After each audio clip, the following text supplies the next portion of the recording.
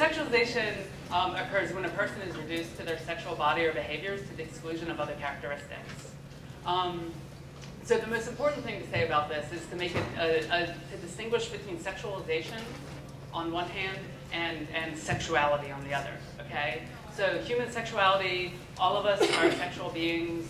We all are, attracted to people or in sexual relationships. That's a part of who we are as people. But it's one part, right? It's a certain part of us, but we're whole people, and there are lots of other aspects to us. So sexualization is what happens when other people reduce another person to just their sexuality, just their sexual body, and exclude everything else. So the first is to focus on, a lot of conversations focus on sexualization as something that men do to women, okay? That men in our culture sexualize women. People also often talk about it from a framework that sexualization arises from the fact that we live in a male-dominated society or a patriarchal society, or that sexualization is an expression of sexism or misogyny. And then people also often talk about sexualization kind of with the assumption that it's related to sexual desire.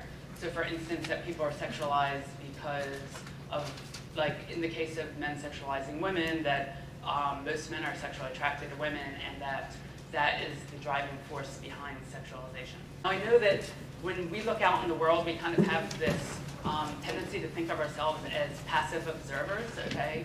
So that I'm just sitting here and I'm looking at people in this really neutral way, right? But that's not actually how we see the world.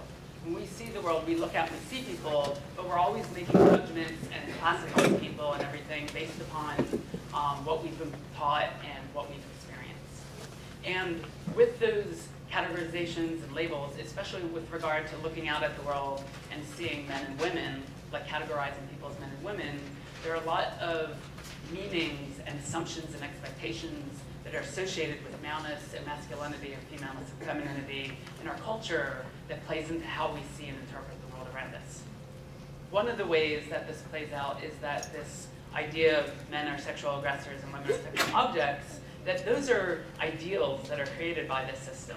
And so if you're a woman, in order to be seen as sexually desirable or attractive in this kind of scenario, it's kind of incumbent on you to play the role of a sexual object, okay? And so in our society, women who kind of meet that ideal of a sexual object are generally seen as the most conventionally attractive in our culture.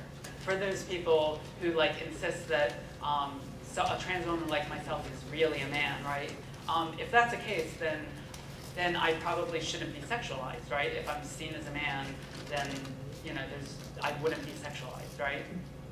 Well, that's not actually the case. So the first depiction, you've probably seen examples of these in the past in movies or whatever. So the first depiction is the characterization of trans women as really gay men who become women in order to attract unsuspecting straight men, okay? There's that stereotype. The second stereotype is the idea of trans women are really just male deviants who become women in order to fulfill some kind of bizarre sex fantasy. And then the third depiction that happens all the time is there are a lot of instances of depictions of trans women as sex workers.